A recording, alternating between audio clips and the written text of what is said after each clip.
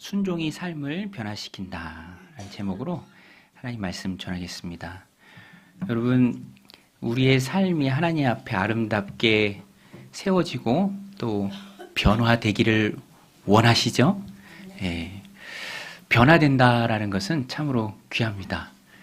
저도 요새 홈트라고 줄이는 말로 설명하는 그 운동 영상을 좀 보면서 하는데 참 신기한 걸 느껴요. 물론 그 영상이 제가 보기 전에도 있었고 또 잘 만들어졌다라는 것을 알았지만 중요한 것은 틀어놓고 30분 동안 따라 했을 때 정말 땀도 나고요. 칼로리 소모도 되고 야, 운동이 되는구나 라는 것을 느낄 수 있습니다. 제가 느낀 게 할 때, 그죠? 움직일 때, 따라 할 때, 그때 변화도 같이 온다라는 거예요. 보기만 해서는, 듣기만 해서는 변화의 결과물을 내기가 어렵죠. 핵심은 순종입니다. 따라하는 거, 움직이는 거. 무거운 엉덩이를 일으키고 따라할 때 유익이 있고 또 효과가 있다라는 것이죠. 예수님도 말씀하시잖아요. 내 말을 듣고 행하는 자, 듣고 행하는 자. 그 사람이 자기 인생을 반석 위에 세운 사람이다. 듣고 행하는 것, 실천하는 것. 오늘 본문은 순종으로 우리에게 말해줍니다. 순종이 중요하다. 베드로도요, 순종의 모습을 하나님 앞에 보였는데 정말로 귀한 것이 순종하기 어려운 시기에 순종을 했어요. 베드로가 밤새도록 고기를 잡았습니다. 갈릴리 호수는 바다라고 유대인들이 부를 만큼 굉장히 넓고 많은 고기가 사는데 그 고기들은 보통 해가 밝게 떠 있을 때는 움직이지 않고요.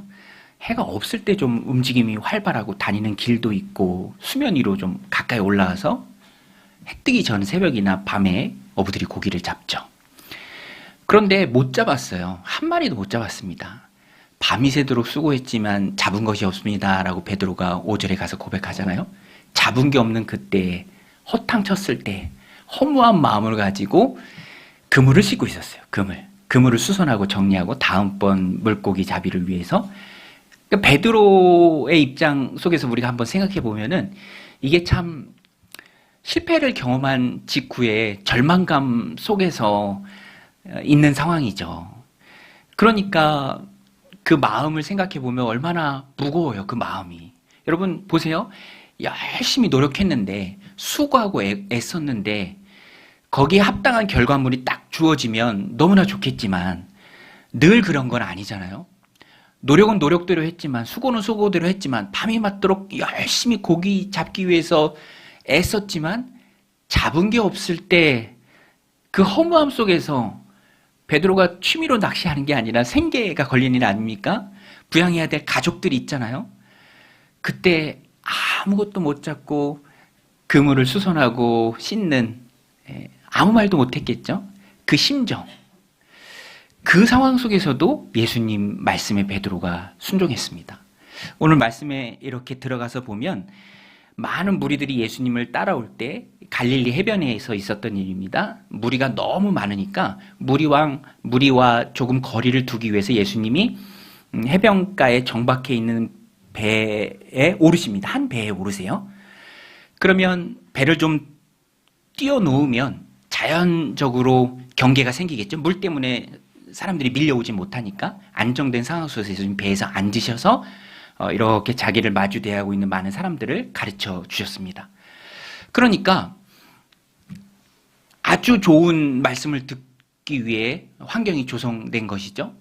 중요한 것은 예수님이 오르신 그 배가 바로 베드로의 배였다라는 거예요. 베드로의 배.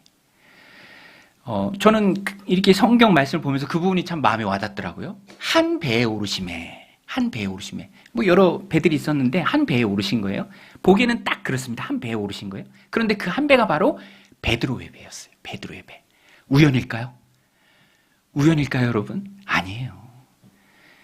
하나님께서 개입하신 거죠. 섭리하신 것입니다. 제자가 되어야 할 무리 중에 섞여 있는 한 사람 베드로가 사람을 취하고 사람을 낚는 어부로서 제자가 되어야 할 하나님의 뜻이 있었기에 예수님이 베드로의 인생 가운데 들어오신 거예요. 이렇게 표현하면 좋을 것 같아요. 베드로의 배에 오르신 예수님이 우리 인생의 배에도 오르신다. 네. 여러분, 예수님이 우리 인생의 배에 오르신 줄로 믿습니다. 우리가 믿은 게 아니에요. 내가 선택한 게 아닙니다. 예수님이 찾아오신 거예요. 내 마음을 두드려 주신 거예요. 만나 주신 거예요. 내 인생의 배에 예수님이 오르신 거예요. 구원도, 구원받은 이후의 삶도 똑같습니다. 저도 이 말씀 준비하면서 생각났는데, 제가 군복무 마치고 시골에 있다가 이사를 하면서, 학교 앞으로 이사를 하면서 이제 공동체를 가까운 곳으로 정해서 다녔는데, 저는 가까운 교회가 좋아요. 예전부터 그랬습니다. 저의 신념이에요. 그래서 가까운 교회를 선택했는데, 그땐 제가 선택한 줄 알았어요. 그런데 삶을 뒤돌아보면 오늘 말씀하고 똑같아요. 예수님이 내 인생의 배에 올라와 주신 것, 인도해 주신 것, 끌어주신 것. 예. 지금도 가까이 지내면서 제 멘토처럼 저를 돌봐주신 목사님이 이제 그때 목사님이었고요. 그리고 제가 성결교회에서 신앙생활을 했는데 아주 순수하게 잘했습니다. 그리고 그 목사님 권유로 장로교 신학교에 들어갔어요. 종신대 신앙대학원 유소 깊은 학교에 들어가고 많은 걸 배웠습니다. 거기서 신앙생활하고 사역하고 또 첫날 학교 갔는데 그 신대원에서 제 아내를 만났어요. 결혼하고 아이들 낳고 또 거기서 만난 전도사님 통해서 정육교회에서 사역하게 되고 오늘 성도님들과 함께 이렇게 강동 정육교회를 세워가는 모습을 볼 때 예수님이 내 인생의 배에 올라와 주신 거예요. 나를 만나 주시고 내 삶을 간섭해 주시고 선한 길로 이끌어 주신 것입니다. 우연이 아니라 주님의 개입이에요. 특별히 절망과 좌절과 힘든 순간에 아무것도 못 잡고 막막한 그때, 누구도 먼저 말 못하는 그때, 그냥 말없이 그물만 씻고 있는 그때에 예수님이 찾아와 주신 거예요. 베드로의 인생의 배에 올라와 주셨습니다. 그리고 아마 베드로는 베드로의 배에서 예수님이 전하는 말씀을 잘 들었을 거예요. 여러분, 예수님이 우리 삶에 찾아와 주신 줄로 믿습니다. 우리 삶 가운데 말씀하시는 줄로 믿습니다. 핵심은 베드로가 그 예수님의 말씀에 자신에게 주는 그 말씀이 있었어요. 그 말씀에 베드로가 순종했다라는 것입니다. 우리 3절부터 한번 같이 읽겠습니다. 3절 말씀인데요. 같이 읽겠습니다. 시작. 예수께서 한 배에 오르시니 그 배는 시몬의 배라. 육지에서 조금 떼기를 청하시고 앉으사 배에서 무리를 가르치시더니. 시몬이 베드로입니다. 페트로스, 너는 반석이다. 예수님 이름 바꿔주죠. 그래서 성경에 시몬, 베드로 이렇게 교차해서 나오는데요. 말씀을 마치시고 베드로에게 명령을 하십니다. 저는 명령이라는 표현이 좋을 것 같아요. 명령. 듣고 순종해야 될 명령. 우리 5장 4절 같이 읽겠습니다. 말씀을 마치시고 시몬에게 이르시되 깊은 데로 가서 그물을 내려 고기를 잡으라. 참 예수님 찾아오시는 방식이 그 사람한테 맞는 방식인 것 같아요. 어부니까 고기 잡으라. 순종하나, 순종하지 않나. 순종을 통해서 기적을 맛보고 내 제자가 되는 과정 가운데 내가 너를 부른다. 이 말에 순종해라. 달아보시는 것일 수도 있죠. 힘있게 결단하는 그 과정을 예수님이 이끄시는 초청일 수 있습니다. 시몬에게 이르시되 깊은 데로 가서 그물을 내려 고기를 잡으라. 여러분, 근데 전날 밤새서 고기를 잡으려고 애썼는데 그물을 내리고 끌어올리고 다시 내리고 그 과정을 여러 번 반복했는데 고기를 잡았나요? 못 잡았나요? 네, 고기를 잡았습니까? 못 잡았습니까? 못 잡았어요. 베드로는 어부잖아요. 예수님 직업은 뭐죠? 예수님 직업은 뭡니까? 목수예요. 목수의 아들. 그 또한 목수. 네. 목수가 어부한테 저기 가서 배 몰고 가서 노져서 한참 노져 가야 돼요. 깊은 데로 가서 깊은 데니까 그물 내려. 베드로가 순종하기가 쉬울까요? 절대로 쉽지 않다라는 거예요. 그 마음의 벽이 참 높아요. 힘든데 그물 다 손질했는데 그럼 내 어부인데 여기 베테랑이고 물고기 다니는 길 내가 다 알고 어제 그렇게 밤새서 고생했는데 못 잡았는데 젊은 청년 예수님 30대니까 목수인 거 아는데 물고기 잡으러 하니까 그 말씀에 순종하기가 경험적으로나 상식적으로나 쉽지 않았을 것입니다. 그렇죠, 여러분? 네. 그렇죠? 거기까지 가야 돼요. 네. 갈릴리 바다 혹시 가보셨나요? 갈릴리 바다? 저는 신대원 졸업할 때 졸업여행으로 아내와 함께 갔는데 갈릴리 바다가 제일 좋았어요. 갈릴리 바다가. 네. 되게 넓어요. 영상을 찾아보니까 있더라고요. 예, 한번 보여드릴게요.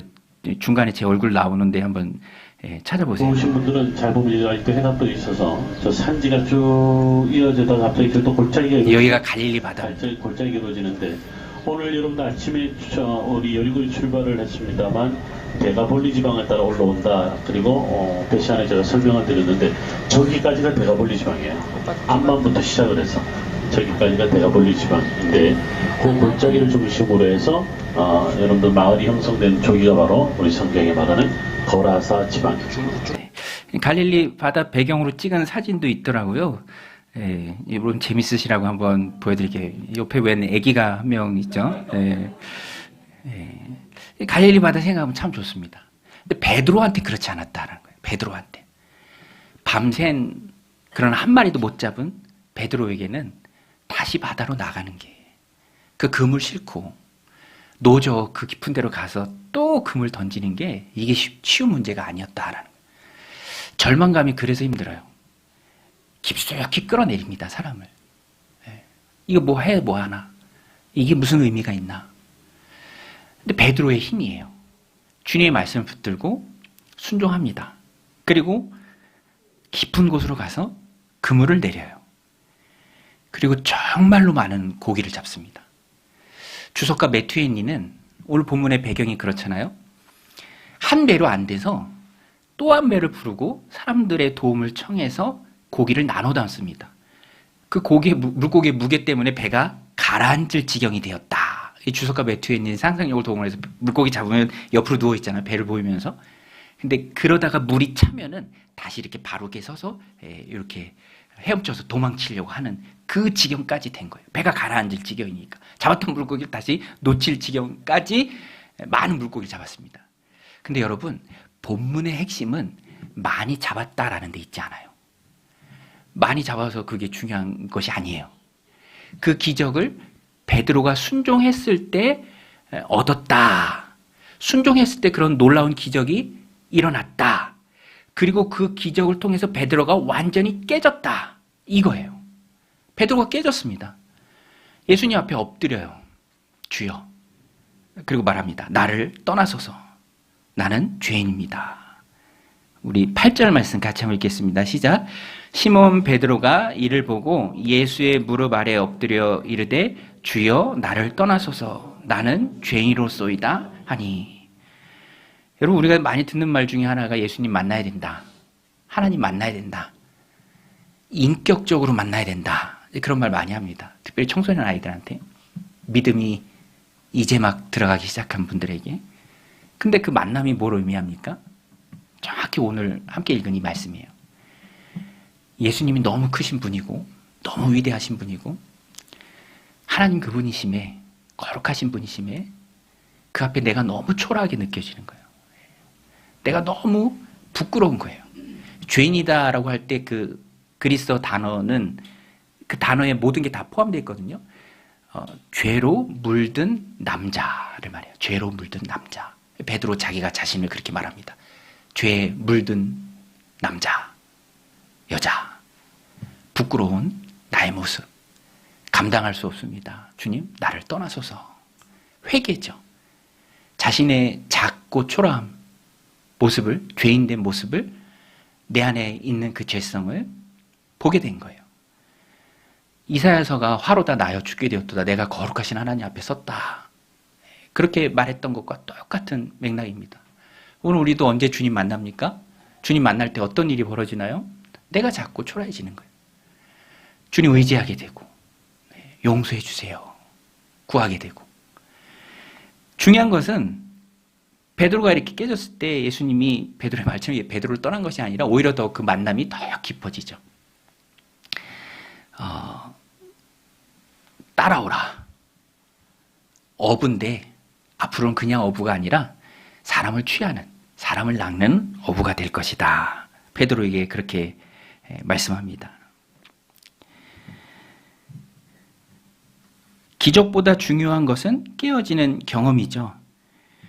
베드로는 그 깨어지는 경험을 주님이 보여주신 기적을 통해서 체험합니다. 그런데 중심은 베드로가 순종했기 때문에 그 기적을 체험합니다. 변화의 시작은 순종이다. 우리 한번 따라하세요. 변화의 시작은 순종이다. 여러분, 하나님 말씀에 순종해야 합니다. 그때 놀라운 변화가, 나의 깨어짐이, 새로운 삶이 시작됩니다. 순종해야 돼요. 베드로를 통해서 배우는 오늘 우리에게 주시는 하나님의 메시지입니다. 순종하라. 베드로가 제자가 되었잖아요. 나를 찾아오라. 나를 따라오라. 여기서 좀 저와 여러분들이 같이 좀 느꼈으면 하는 게 뭐냐면, 제자됨의 그 위대한 삶이에요. 제자됨. 예. 여러분, 세상의 그 어떤 높은 직위보다 높은 것이, 감히 비교할 수 없는 것이 영적인 주님의 제자되는 우리의 신분입니다. 많은 물고기가 중요한 게 아니에요. 그렇죠? 예수님의 제자가 돼요. 예수님의 제자가 돼요. 천국의 소망을 갖고 하나님 주신 삶을 살아가는 것도 너무 감사한데, 하나님의 나라 확장의 최전선에서 그 일들을 감당합니다. 결국에는 영적인 시각이 있어야 그 제자됨의 가치를 깨달아요. 하나님 나라의 관점에서 세상의 그 어떤 직분보다 더 높은 것이, 더 귀한 것이, 더 소중한 것이 바로 예수님의 제자가 된 삶이에요. 이 땅이 영원하지 않잖아요. 이걸 좀 느꼈으면 좋겠어요. 세상에 올라갈 때가 참 많이 있죠. 높은 직위들이 참 많이 있습니다. 저는 요새 보니까 우리나라에서 제일 높은 분들이 헌법재판관들인 것 같아요. 그죠? 예. 거기에 대해서는 무슨 토를 달 수 있는 그게 없습니다. 결정하는 순간 그게 결정되니까. 가부간에 결정이 빨리 나야 되는데 그분들이 결정 안 하면 안 되는 거야. 얼마나 높은 직분이에요. 귀하죠. 그런데 그것과도 비교할 수 없이 훨씬 높은 영적인 직분이 바로 예수님의 제자예요. 예수님의 제자. 여러분, 우리는 예수님의 제자가 되어야 할 줄로 믿습니다. 예, 너무 기쁜 거예요. 예, 별로 안 기쁜가요? 아멘 소리가, 그죠? 예, 우리는 예수님의 제자가 되어야 할 줄로 믿습니다. 예, 아니, 물고기보다 훨씬 더 귀한 게 예수님 제자잖아요. 베드로, 예수님의 수제자, 사람을 낚는 사명. 얼마나 감사합니까?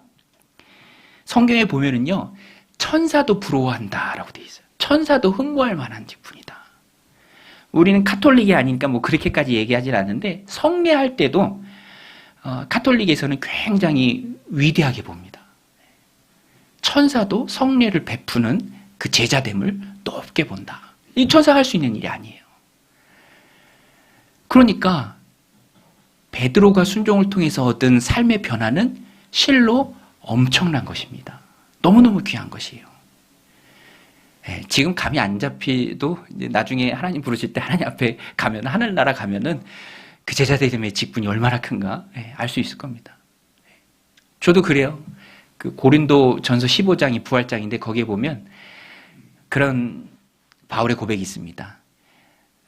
이 세상의 삶이 전부라면 세상에서 가장 불쌍한 사람이 우리들이다. 근데 그 말은 이 세상의 삶이 전부가 아니라 영원한 하나님 나라의 삶이 있기 때문에 절대로 그리스도인들은 불쌍한 사람들이 아니다라는 그 말이에요. 제자됨. 순종을 통해서 베드로가 받은 가장 큰 축복입니다. 오늘 우리도 순종해야 되는데, 순종을 통해서 삶이 변화해야 되는데, 진정한 주님의 제자의 삶을 살아가야 되는데, 천국에서 받을 상을 쌓아야 하는데 어떻게 가능할까? 어떻게 우리가 순종할까? 오늘 본문에 보면 두 가지로 정리할 수 있습니다. 순종의 방법, 첫 번째, 쉽게 순종하는 것, 말씀에 무게중심을 두라. 우리 한번 따라서 할게요. 말씀에 무게중심을 두라. 예, 말씀에 무게중심을 두라. 무게중심을 두라는 것은요, 결단하라라는 것입니다. 제가 서두에 말씀드린 것처럼 저는 무게중심을 운동, 홈트 이런 거에 두니까 움직이게 돼요. 예, 편안한 것들을 극복할 수 있는 힘이 됩니다. 오늘 베드로도 보면 주님의 말씀이 딱 주어졌을 때 그 말씀에 무게중심을 둬요. 그러니까 그쪽으로 끌려가는 거예요. 무거운 추를 나에게 묻고 휙 던질 때 그 추가 무거우니까 내 몸이 딸려가는 거죠. 베드로가 자신이 처해 있는 어떤 상황, 절망과 어려움보다 자기에게 말씀해 주신, 자기가 듣고 본, 옆에서 체험한 주님의 말씀에 모든 무게중심을 둡니다. 그러니까 순종하기 어려운 상황 속에도 그 순종이 되는 거예요. 우리 베드로의 고백 5절 같이 한번 읽겠습니다. 시작. 시몬이 대답하여 이르되 선생님 우리들이 밤이 새도록 수고하였으되 잡은 것이 없지만은 말씀에 의지하여 내가 그물을 내리리이다 하고. 말씀에 의지하여. 상황에 의지한 것도 아니고 자기 생각에 의지한 것도 아니고 어려움 속에 함몰돼서 거기에 푹 빠져서 발목을 잡힌 것도 아니고 상황이나 환경, 자기의 마음, 본인이 처한 여건과는 상관없는 자기에게 주신 그 예수님의 그 말씀, 거기에 의지해서 그물을 내린다. 베드로가 이렇게 고백한 거예요. 그러니까 순종이 되죠. 어려워도 됩니다. 절망적인 순간 속에서도 순종할 수 있어요. 여러분, 오늘 우리도 주님 말씀에 우선순위를 두어야 합니다. 내 상황, 내 환경, 안 된다, 어렵다, 지금 바쁘다, 힘들다, 다 자기 생각이에요. 자기 생각이 많으면 순종의 걸음을 걸어나가기가 힘듭니다. 우리 지난주에 살펴봤던 나아만 장군도 얘기하는 게 다 자기 생각이잖아요. 엘리사 시대에 치료받을 수 있는 그곳을 앞에 두고 내 생각에는 얼굴이라도 보여야 되는데 나와서 여호와의 이름을 부르고 상처 부에 손 얹고 안수해 줘야 되는데 내 생각에는 그러다가 화나서 노발대발 돌아가려고 할 때 다른 종이 다른 어려운 거 하라고 해도 할 터인데 요단강에 가서 몸 씻으라고 목욕하라고 하는데 그거 못하겠습니까? 7번 장국은 나오는 거죠. 장국은 나오는 거. 그거 했을 때 놀랍게 기적을 체험합니다. 오늘 우리도 말씀의 무게중심을 두어야 하고요. 그때 놀라운 삶의 변화를 체험할 수 있습니다. 말씀을 따라가라. 순종은 이해하고 하는 것이 아니라 신뢰하고 하는 것입니다. 신뢰하고. 저도 말씀 준비하면 생각나는데 고등학교 때 아버지가 목장을 하시는데 어머니 아버지 목장을 하시는데 그거 이어받기 원하셨어요. 그래서 막 제가 공부 열심히 안 하고 그래도 내심 좋아하셨어. 너는 할 수 없이 이거밖에 못한다. 근데 제가 갑자기 신학교 간다고 하니까 아버지가 특별히 너무너무 실망하시더라고요. 아버지의 생각과 경험 속에서는 그건 어려운 일이니까. 저도 지금에 와서 이렇게 돌아볼 때 일면 부모로서 그런 마음을 갖는 건 당연하다라고 생각이 되지만 또 한 가지 제 마음속에 있는 것은 뭐냐면 그래도 하나님이 주시는 세상에서 체험할 수 없는 큰 은혜를 누림에 기쁘다 또 즐겁다라는 것입니다. 사람의 말이 아니라 하나님의 말씀을 꼭 붙들었을 때 거기에 무게중심을 두었을 때 이후의 삶에서 하나님 주시는 참 평안과 은혜를 경험할 수 있습니다. 말씀에 무게중심을 두라. 두 번째는 예수님의 가치를 깨달아야 한다라는 거예요. 예수님의 가치를 깨달아야 한다. 이게 무슨 말이냐면 베드로는 예수님이 자기가 가진 그 어떤 것보다 더 소중하고 가치 있는 분이라는 것을 알았기 때문에 그 말씀에 순종이 쉬웠던 거예요. 여러분, 예수님이 가장 귀한 분이신 줄로 믿습니다.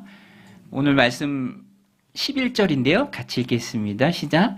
그들이 배들을 육지에 대고 모든 것을 버려두고 예수를 따르니라. 모든 것을 버려두고 예수를 따르니라. 방금 잡은 물고기, 엄청난 어획량 중요하지 않습니다. 그물, 배 중요하지 않아요. 왜? 더 중요한 예수님을 발견했기 때문에. 더 중요한 예수님을 발견했기 때문에 쉽게 포기할 수 있다라는 거예요. 여러분, 순종은요, 이를 악문다고, 허벅지를 찌른다고 해서 쉽게 되는 게 아니라 기도해야 합니다. 예수님의 가치, 그 위대한 예수님, 내 사명의 그 소중함, 내가 깨닫게 하옵소서. 그러면 이게 더 커지니까 작은 건 버리는 거예요.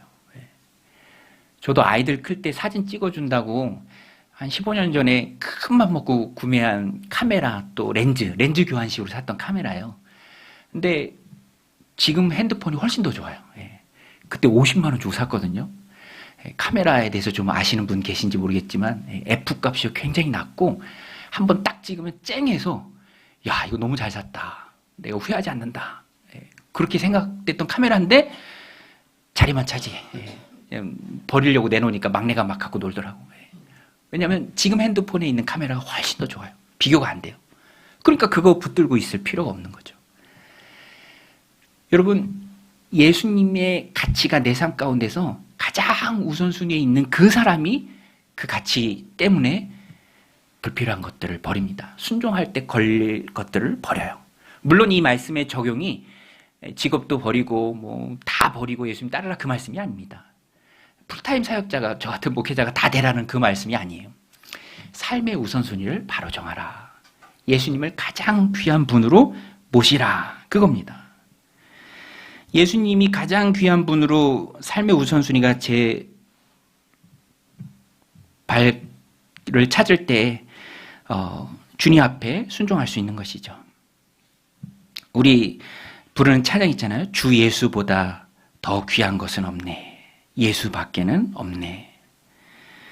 진정한 순종은 예수님을 가장 가치 있는 분이라는 고백으로부터 나오는 것입니다. 내려놓아야 할 것을 내려놓아야죠. 순종하려면 반드시 버려야 할 것들이 있습니다. 두 가지를 다 잡고 갈 수는 없어요. 베드로는 예수님의 가치를 발견하고 배와 그물을 버렸고 예수님을 가장 우선순위에 둡니다. 오늘 우리도 마찬가지예요. 세상적인 가치관, 삶의 그릇된 방향, 사람들이 말하는 것, 또 잘못된 우선순위 다 내려놓아야 합니다. 예수님은 우리 삶의 진정한 통치자세요. 영국 국왕을 모시는 나라가 되게 많아요. 커먼웰스라고 영연방 국가들 있잖아요. 50개가 넘는데 그 중에서도 14개 국가는 진짜로 영국 국왕을, 예전엔 여왕이었고 지금 이제 국왕이죠. 자기들 국가의 원수로 합니다. 막 태극기도 이제 국기도 비슷하잖아요. 우리가 볼 때 너무 신기해요. 왜 저러나. 그죠? 우리는 똑같이 지배를 당했지만 그건 말도 안 되는 말이잖아요. 그 사람들은 되게 신기해. 근데 제가 보니까 그럴 만한 이유가 그것을 통해서 얻는 것도 많을 뿐더러 영국 국왕을 자기들의 왕으로 모신다 한들 자신들이 손해볼 건 없습니다. 그걸 나타내는 대표적인 말이 그거예요. 군림하되 통치하진 않는다. 군림만 하는 거예요. 군림 받으면서도 내세울 좋은 점들이 있으니까 그렇게 하는 거죠. 또 실제로 삶에 어떤 영향력도 끼치지 못합니다. 법적 권한이 없어요. 여러분, 오늘 우리는 신앙생활 하면서 우리 주님을 어떻게 모시고 있습니까? 군림하되 통치하지는 않는, 그저 좋은 것만 명분상 가져가는 영국 국왕을 그냥 겉모습으로만 섬기는 것 같은 그런 모습은 아닌가. 오늘 말씀을 통해서 우리가 되돌아보기를 원합니다. 내려놓을 것 내려놓을 수 있는가? 순종을 위해서 포기할 것 포기할 수 있는가? 주님은 우리의 진정한 통치자가 되기를 원하십니다. 순종하기를 원하세요. 그리고 그 순종을 통해서 내 삶을 확 바꿔주시기를 원합니다. 지금까지 경험해보지 못했던 놀라운 방법으로 하나님 주신 삶을 살아가고 하나님 나라에서도 그것을 누리기를 원하세요. 그리고 오늘 이 시간 우리를 초청하십니다. 오늘 말씀을 통해서 주님을 내 삶의 진정한 통치자로 모시고 가장 우선순위에 두고 그러기 위해서 내려놔야 할 것들 내려놓고 순종함에 내 삶을 주님께서 놀랍게 변화시키는 그 은혜가 저런들 가운데 넘치시기를 주님의 이름으로 간절히 축원드립니다.